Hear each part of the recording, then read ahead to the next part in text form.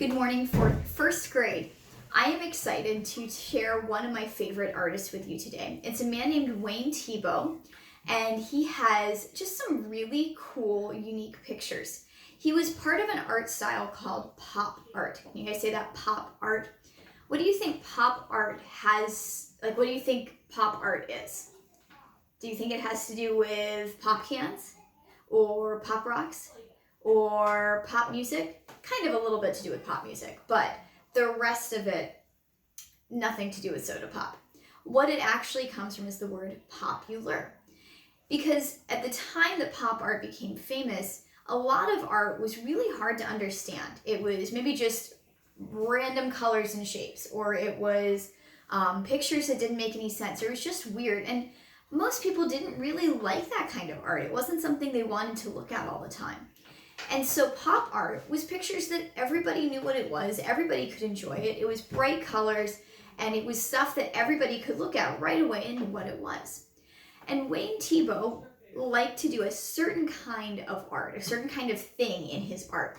I'm attaching a video to this, and I'd like you to take a look at it's just a video of different pictures that he did. And I want you to see if you can figure out what it was that he really, really liked to do. Now, to do a pop art picture like Wayne Thiebaud, you're going to need to learn how to do a very special kind of shape. We're going to talk today about squashy ovals. I just drew a squashy oval on my picture. When you have something that is round and you look at it straight on, it looks round. Like the end of my marker cap right now looks round. But if I tip it on its side, I know in my brain that it's round, but if I was going to draw it, I wouldn't draw it as a circle. I would draw it as a squashy oval, like the one I just drew. I want you to find something in your house later on and see if you can see it change from round to squashy oval. And the reason that we see it that way is because we're not seeing all of the circle. God made our eyes to do that so that we'd be able to tell that something is at an angle. So we know in our brains that it's round, but we're not actually seeing it be round. That's why we do squashy ovals, to show something round. We can't see all of it. Now, to make a cylinder, like a cake maybe, very fancy birthday cake, I'm going to add 2 lines coming down from my squashy oval. I want to do that right from the widest part. If I have a really good squashy oval, but I put my lines underneath, like kind of just randomly in the middle, it looks like a muffin, but it doesn't really look like a cake the way that this one does. So now, if I want to make this look like a cylinder, like a cake, I'm going to add another curved line right underneath.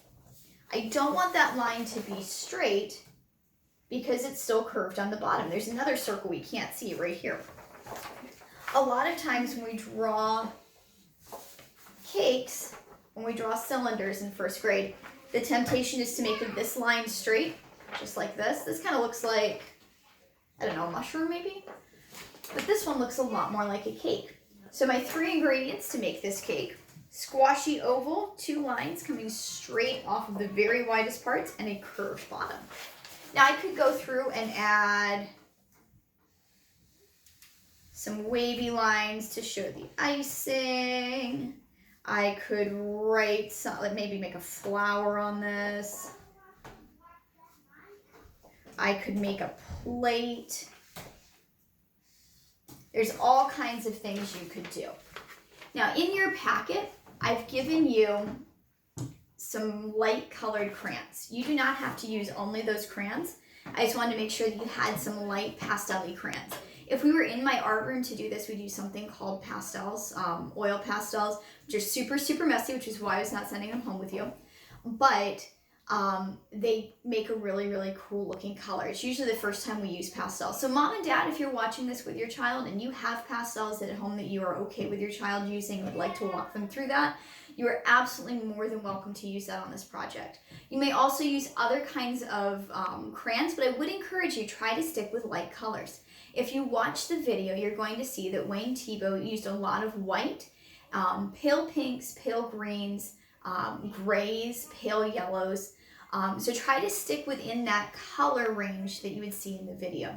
So today, practice in that little journal page that was in your rolled up paper. Go ahead and draw your squashy ovals and your lines.